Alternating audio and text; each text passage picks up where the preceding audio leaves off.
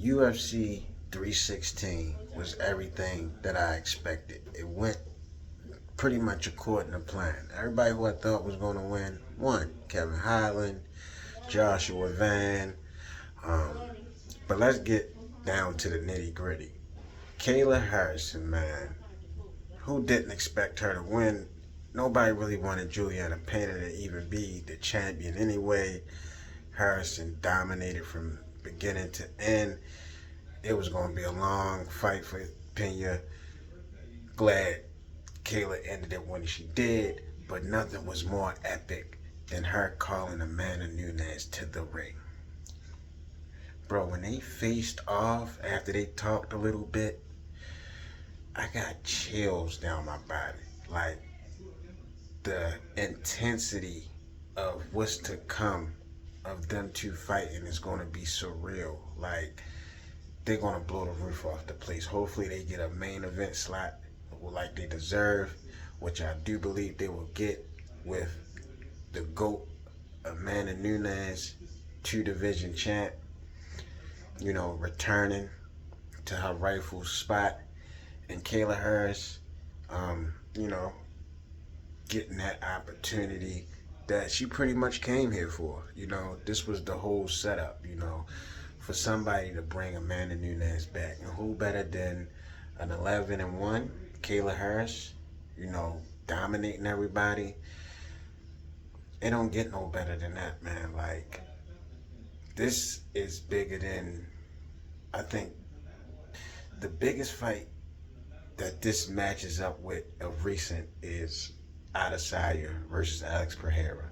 I can't really pick one fight over the other, but this is definitely up there with anticipation and things of that nature. Like, it's going to be lit. You know what I'm saying? So let's get to the main event. I'm not shocked, man. Sean O'Malley doesn't stand a chance against Merab in any given situation.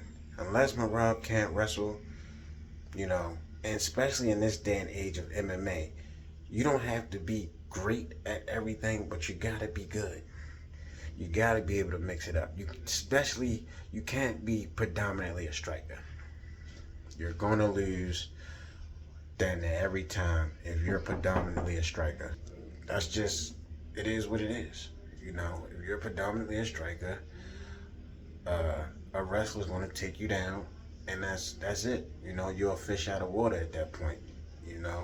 And granted, I think O'Malley, I don't know where he goes from here. He's a superstar. He's at the top of the food chain, and but I don't see anybody who beats Merab. He's already pretty much cleared out the division. He's got notable names like Peter Yan, Henry Cejudo. He's pretty much wiped out everybody in the top 5. I think the only person he hasn't fought was Corey Sandhagen. And I don't know Corey Sandhagen to be a wrestler, So, and Merab just got so much energy. He's so explosive. Greatest of all time.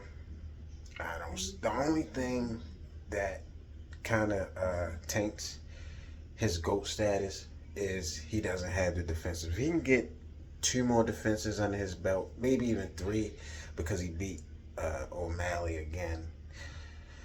But if he can get at least about 2 more defensives, that's the only thing that's really tainting his legacy is title defenses.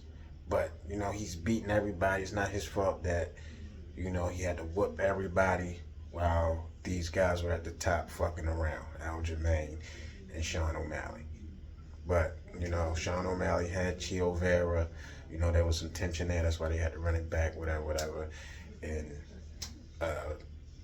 Dillashaw fucked around with Aljamain with a whole shirt shoulder, held up the division a lot. But now,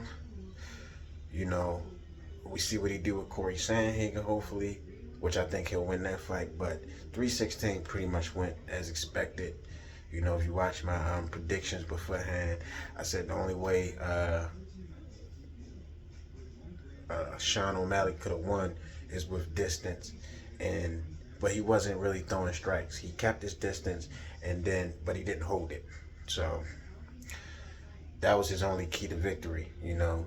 Throwing that straight leg kick, keeping him at bay, but he couldn't do it. And not surprised, but we gotta see where Sean O'Malley goes from here.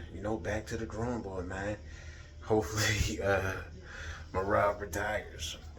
But let me know what y'all think. What y'all thought about 316. Let me know if I'm tripping, which I'm not, because I already pretty much predicted all of that.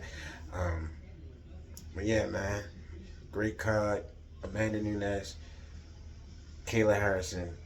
Can't wait for that more than anything. I'm out. You know what I mean? Shit.